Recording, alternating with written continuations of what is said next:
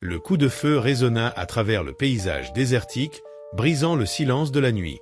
Savannah courait, l'eau glacée des ruisseaux coulant autour d'elle, sa respiration haletante, la blessure à son flanc lui brûlant chaque pas. Derrière elle, Ezra chevauchait, et bientôt le bruit des sabots s'estompa, laissant seulement le vent murmurer dans l'obscurité. Ils rentrèrent au chalet en silence, perdus dans leurs pensées. Ezra raviva le feu tandis que Savannah s'assit à la table, les yeux fixés sur la boîte en bois qu'elle avait apportée de chez elle. « Quelque chose cloche avec lui », murmura Ezra finalement. Savannah acquiesça, se demandant comment il avait pu connaître l'or dont Thomas n'avait jamais parlé. Et pourquoi n'avait-il posé aucune question? 3 hommes morts et il s'en allait comme si de rien n'était. Ezra posa son fusil et tira une chaise. « Essaie de te reposer un peu. L'aube n'est pas loin, et nous avons des décisions à prendre concernant l'or et sur tout le reste. » Les doigts de Savannah parcouraient les gravures de la boîte. « Je ne comprends toujours pas pourquoi j'ai pris ça. Quelque chose me disait que c'était important. » Ezra l'examina attentivement. La boîte était magnifiquement travaillée, ornée de motifs apaches sculptés dans le bois sombre. « Puis-je » demanda-t-il en tendant la main. Elle hésita, puis la lui passa. Il la tourna dans ses mains, admirant le savoir-faire. « C'est du travail apache, de grande qualité, pas quelque chose que l'on trouve chez un colon, dit-il. Thomas l'a échangé en ville l'hiver dernier, disait qu'elle lui rappelait moi. Ma mère était apache, expliqua Savannah. Les yeux d'Ezra glissèrent sur son visage, réévaluant ses traits. Pommette haute, teint particulier, il comprit alors son héritage mixte.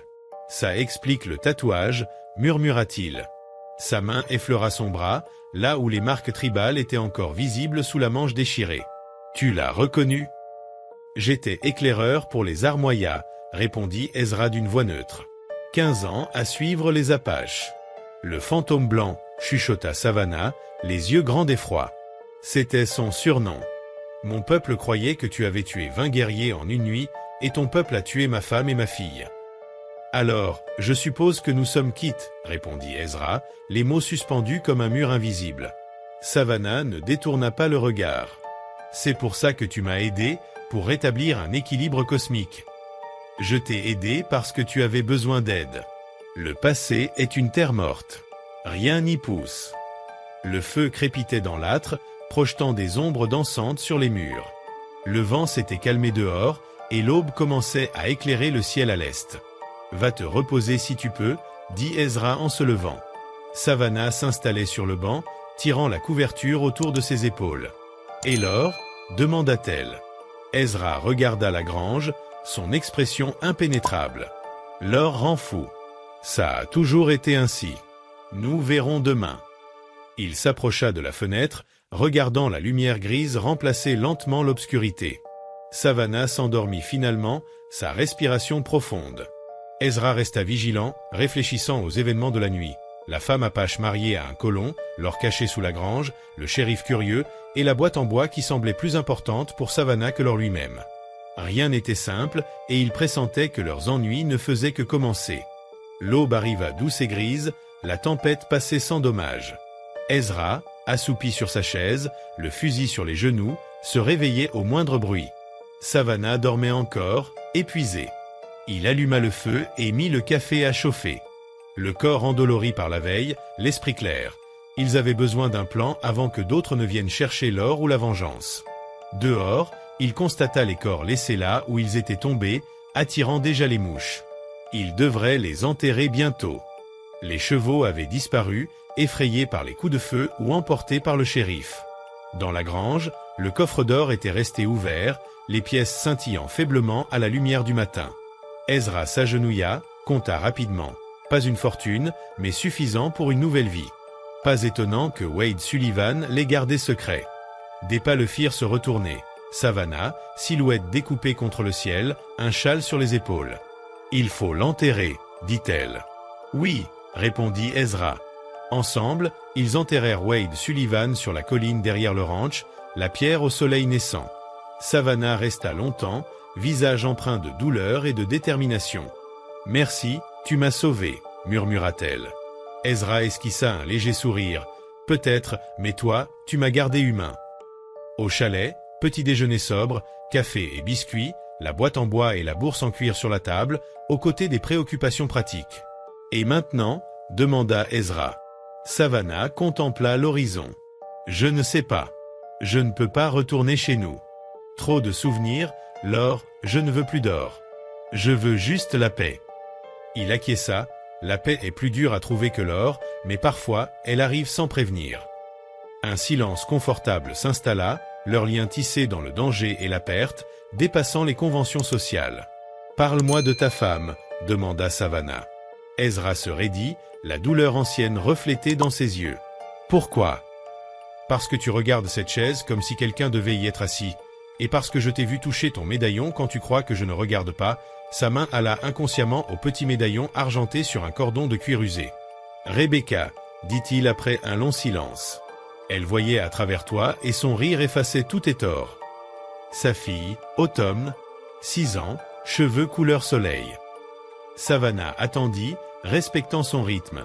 Il poursuivit, révélant le rôle de son père dans la tragédie et les cartes laissées, jusqu'à ce que le doute et l'espoir se mêlent à la lueur de la lune sur la bague en turquoise qu'il tenait. Ensemble, ils affrontèrent la nuit, partageant un espoir fragile, préparant leur départ vers Eagle Rock pour découvrir la vérité et affrontant les hommes du shérif Msekradi venus chercher l'or et le mystérieux héritage Apache. Chaque décision était lourde, chaque mouvement calculé, mais ils avançaient, unis par la douleur, la détermination et la promesse d'un futur à reconstruire. Un silence lourd s'installa entre eux, seulement troublé par le crépitement régulier du feu. Ezra fixait les flammes, le regard perdu dans ses pensées. Ses souvenirs revenaient sans cesse vers Rebecca et Sarah. S'il leur restait une chance d'avoir survécu, où avait-elle bien pu disparaître pendant toutes ces années? Et pourquoi n'avait-elle jamais cherché à le retrouver? Savannah, observant son air, « J'ai souvent pensé la même chose à propos de mon père », poursuivit-elle. Était-il mort? Nous avait-il abandonnés? Et lequel de ces deux mots faisait le moins souffrir? Elle resta un instant silencieuse, puis ajouta. J'ai compris qu'aussi douloureuse soit-elle, la vérité vaut toujours mieux que le doute. Le doute ronge l'âme, Ezra.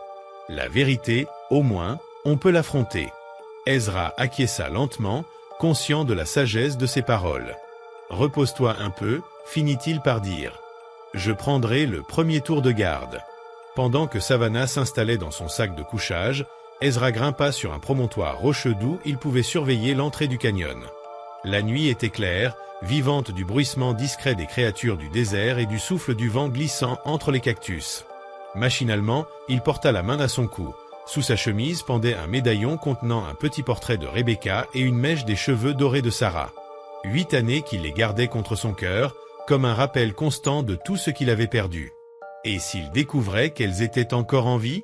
L'idée le hantait, mélange d'espoir brûlant et de peur paralysante. Toute son existence s'était reconstruite sur leur absence. Qui deviendrait-il si elle revenait? Et puis, il y avait Savannah.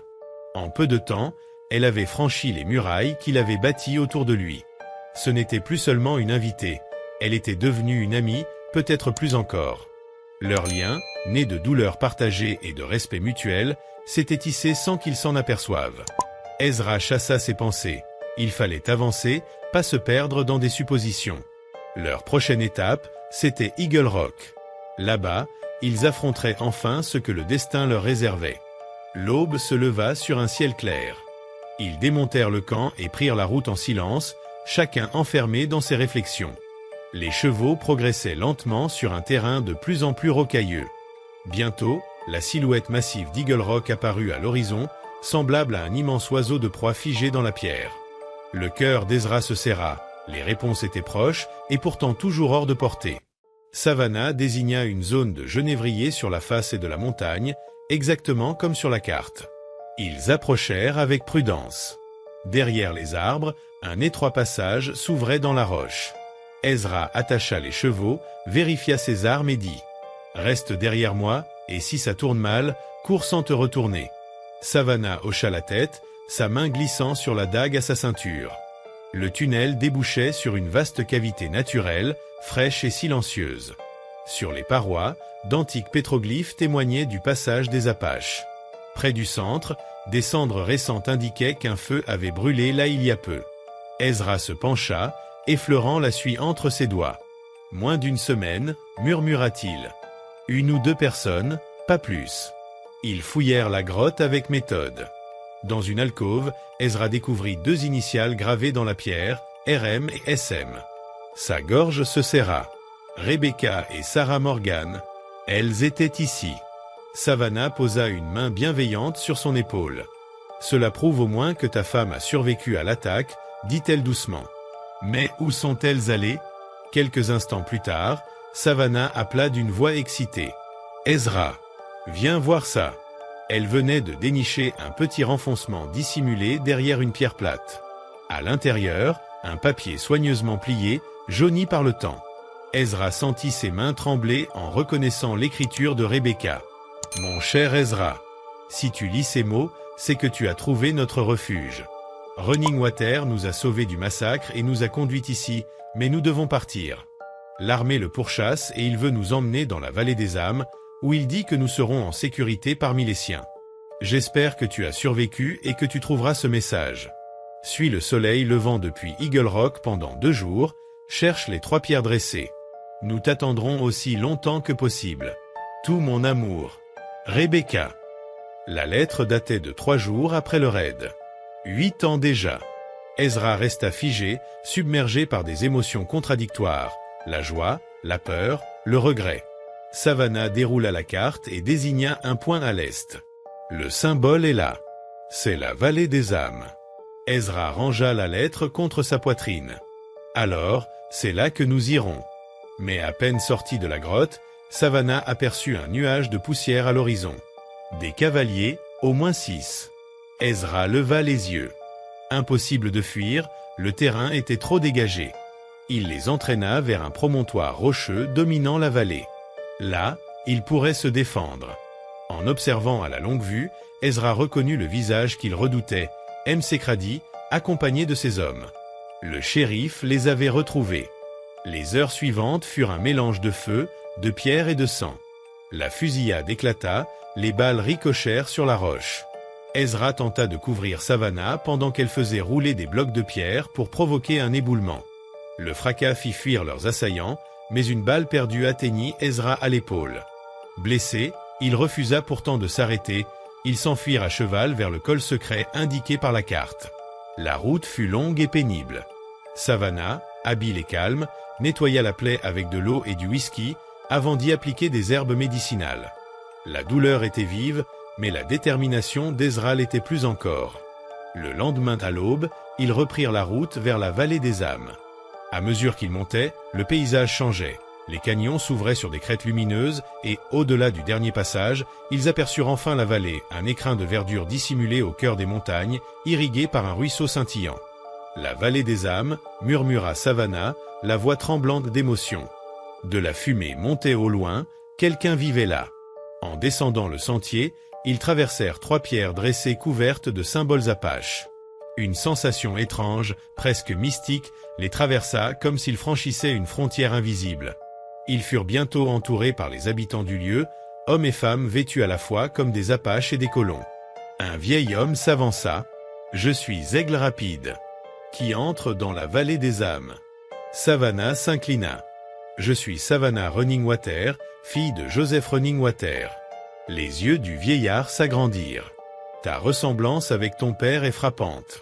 Il a vécu ici après avoir amené la femme blanche et l'enfant, mais il est parti il y a 2 étés pour te chercher. »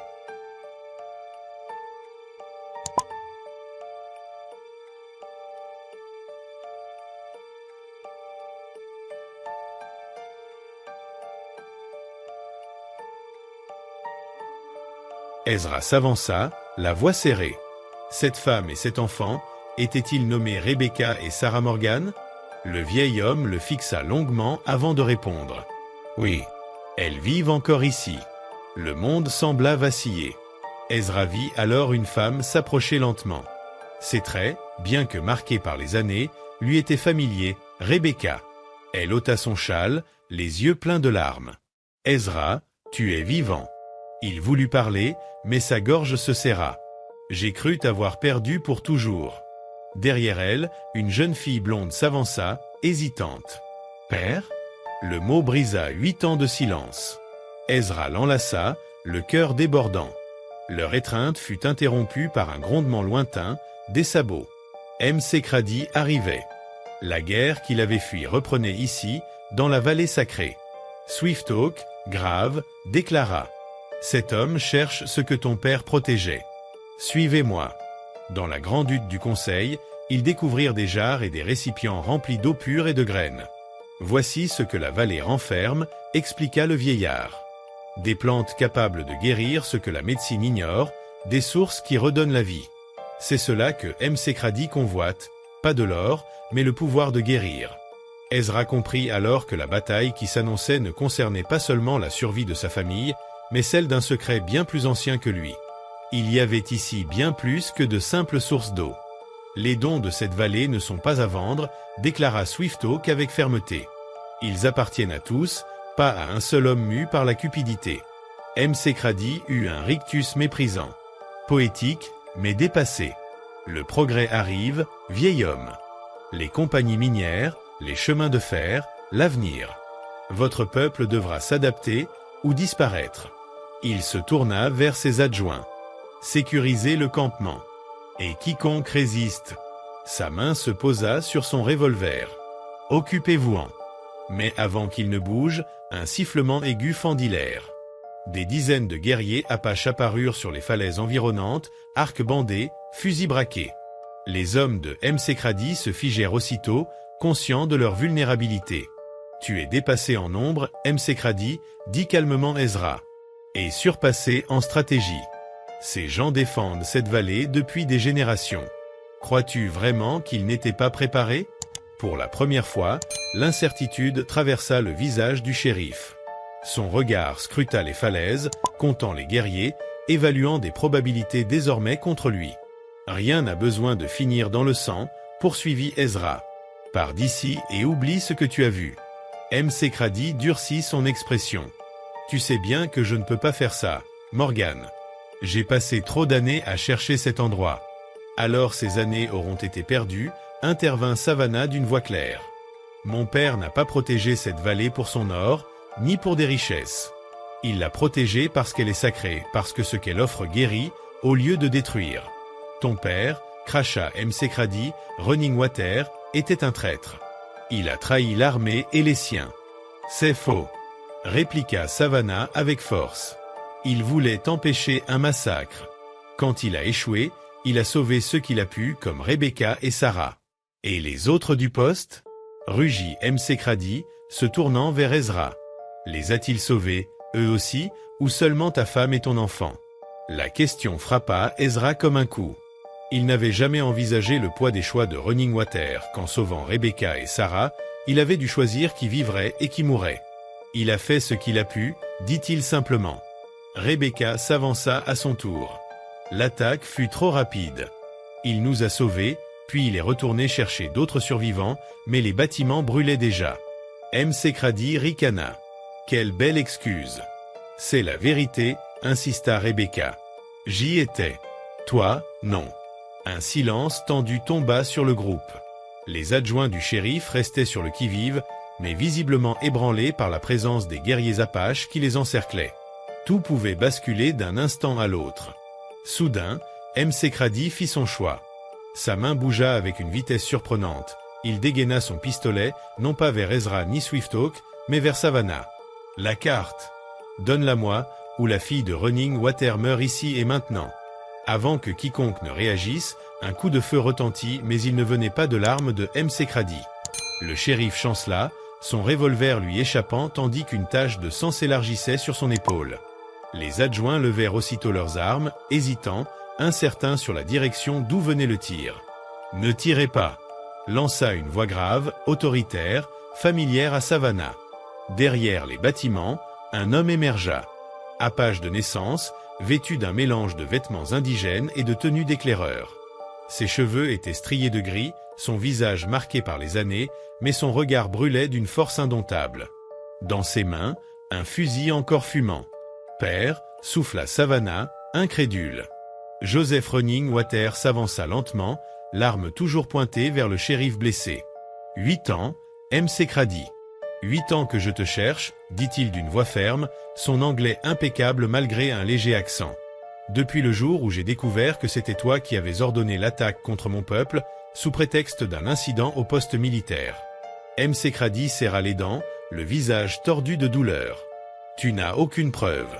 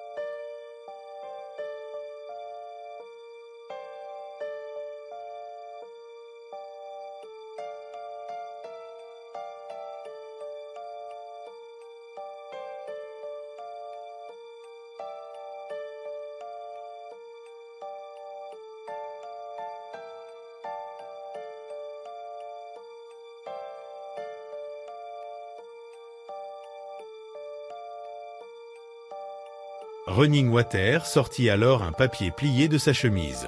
Tes ordres à l'intention du capitaine Blackwood. Ceux qui n'ont jamais figuré dans les registres officiels.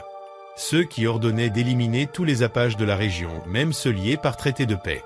Ezra le regarda, stupéfait, les pièces du puzzle s'assemblant enfin. Tu le traquais depuis tout ce temps. Oui, répondit Running Water. Après avoir mis Rebecca et Sarah à l'abri, j'ai cherché la vérité. La piste m'a mené jusqu'à Mcradi et à ses intérêts miniers dissimulés sur nos terres. Ils voulaient les vider de leurs habitants pour s'en emparer. L'histoire la plus vieille de l'Ouest, commenta sombrement Ezra. Mais cette fois, j'ai trouvé assez de preuves pour le faire tomber, répliqua Running Water. Mcradi eut un rire sec malgré sa blessure. Tu crois vraiment qu'on croira la parole d'un Apache contre celle d'un officier décoré? D'un shérif? Une nouvelle voix retentit alors, calme et assurée. Un des adjoints s'avança, ôtant son chapeau. Marshal James Cooper, autorité territoriale. Cela fait 6 mois que j'enquête sur le shérif Mcradi pour corruption et meurtres multiples. Le visage du shérif pâlit. Williams, tu es un marshal fédéral. Exact. Ton nom est parvenu jusqu'à Washington, Mcradi. Trop de colons morts. Trop de soi-disant raids Apaches sur des terres que tu revendiquais ensuite pour tes concessions minières. Il se tourna vers les autres adjoints. Baissez vos armes. C'est terminé. Un instant, Mcradi sembla prêt à ordonner la riposte, mais les chances étaient nulles. Des Apaches encerclaient le campement, les défenseurs tenaient leur position, et maintenant ses propres hommes le trahissaient. Ses épaules s'affaissèrent. Emmenez-le, ordonna Cooper. Les adjoints obéirent, désarmant leur ancien chef. Running Water abaissa enfin son fusil et porta son regard sur Savannah. Pendant un long moment, ils se contemplèrent en silence, un père et une fille séparés par des années d'absence. « Ma fille » murmura-t-il d'une voix brisée. « Ma Savannah » Elle courut vers lui, se jetant dans ses bras. Il la serra contre lui, des larmes roulant sur son visage tanné. « Je te croyais morte » sanglota-t-elle. « Je ne t'ai jamais cessé de chercher » répondit-il. « Quand j'ai appris ton mariage avec Thomas Sullivan, je tentais de te rejoindre. Mais Mcradi a repéré mon nom sur les registres. Il a envoyé des hommes pour me tuer. Thomas est mort, dit Savannah d'une voix tremblante. Ils l'ont tué pour la carte. » Running Water ferma les yeux, accablé. « Je suis désolé, ma fille. Tant de souffrance pour la cupidité d'un seul homme. » Alors que Mcradi était emmené et que la menace immédiate disparaissait, le camp retrouva peu à peu son calme. Swift Hawk s'approcha de Running Water, lui prit l'avant-bras dans une étreinte fraternelle. « Tu es revenu parmi nous, frère. Et tu ramènes ta fille, comme promis. » Et la justice, ajouta Running Water en jetant un regard vers le prisonnier. Marshal Cooper s'approcha d'Ezra, toujours près de Rebecca et Sarah. « Monsieur Morgan, dit-il en lui tendant la main. Votre réputation vous précède et dans le bon sens. Votre dossier militaire est exemplaire. C'était il y a longtemps, répondit Ezra en serrant la main. Peut-être, mais nous aurions besoin d'hommes comme vous à l'autorité territoriale. Des hommes capables de comprendre les deux mondes, ajouta-t-il en jetant un œil vers Rebecca, Sarah et Runningwater, qui incarnaient justement ce lien. Je ne cherche pas à porter de badge, répondit fermement Ezra. Réfléchissez Y, suggéra le marshal. Le territoire change. On a besoin de faiseurs de paix, plus que de tireurs. Lorsqu'il s'éloigna, Rebecca glissa sa main dans celle d'Ezra. Il a raison, murmura-t-elle. Tu as toujours été un médiateur, même sans t'en rendre compte. Ezra la regarda tendrement. Tout ce que je veux maintenant, c'est du temps avec toi et Sarah. 8 années à rattraper. Sarah les rejoignit, désormais jeune femme, mélange parfait de la détermination de son père et de la grâce de sa mère. On a le temps maintenant, papa. Tout le temps du monde. La vallée, autrefois théâtre de tensions, s'emplit d'un calme nouveau. Les familles se retrouvaient, les guerriers descendaient des falaises, et l'air portait une promesse de renouveau. Ezra leva les yeux vers les montagnes qui encerclaient la vallée, comme un rempart de pierre et de mystère. Runningwater lui expliqua que la protection du lieu ne venait pas seulement de la roche, mais d'une force plus profonde. Ezra se souvint alors de l'étrange sensation qu'il avait ressentie en franchissant les pierres dressées, cette impression de passer un seuil invisible. Il demanda si la vallée resterait à l'abri maintenant que d'autres connaissaient son existence. Là.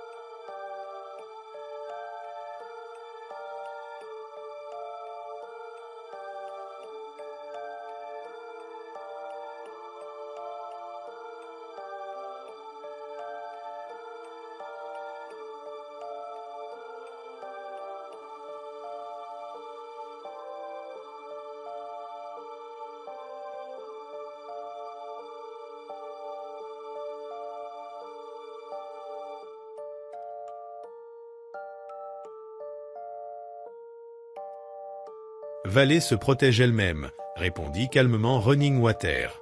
Ceux qui viennent avec avidité ou mauvaise intention ne peuvent y rester.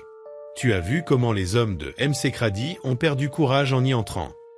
Il ajouta que le marshal Cooper, lui, respectait ce qu'il ne comprenait pas entièrement, une forme de sagesse rare.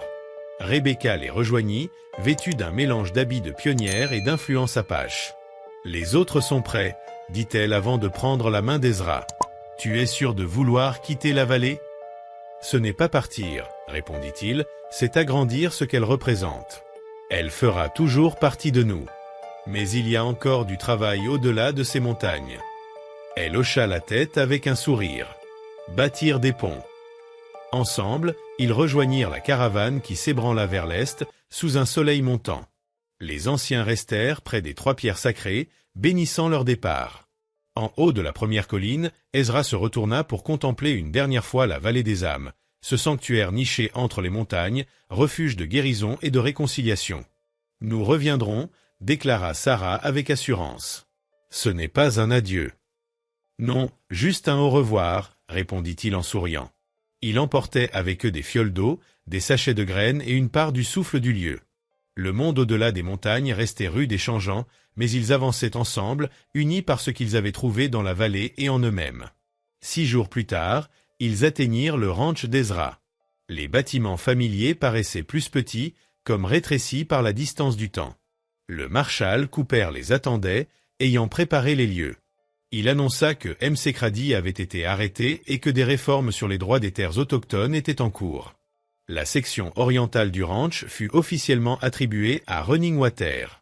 Ensemble, ils s'installèrent à nouveau, reconstruisant non seulement une maison, mais une vie commune. Le ranch se transforma en un lieu vivant où régnait la chaleur des rires et le crépitement du feu. Avec les saisons, la terre se couvrit de plantes venues de la vallée, floraisons étranges et magnifiques aux vertus curatives. Les familles Morgan et Running Water devinrent un exemple d'unité, un pont entre deux cultures. Les visiteurs affluaient, attirés par les récits de guérison et de coexistence paisible. Ezra, désormais conseiller auprès des autorités territoriales, aidait à apaiser les conflits entre colons et peuples autochtones. Un jour, Cooper revint avec une nouvelle importante. Le gouverneur avait fondé une commission sur la médecine traditionnelle, demandant à Running Water d'en être le président. C'était une chance inespérée d'unir savoirs anciens et modernes dans le respect mutuel. Ce soir-là, autour du feu, ils parlèrent du changement inévitable. La vallée est restée cachée quand le monde n'était pas prêt, dit Savannah. Mais peut-être qu'aujourd'hui, c'est le monde qui a besoin d'elle. Rebecca ajouta doucement. Quand je suis arrivé là-bas, je croyais avoir trouvé un refuge. J'ai compris ensuite que c'était une école. Un lieu où l'on apprend à guérir, à grandir. Peut-être que c'est ce que nous construisons ici aussi. Leur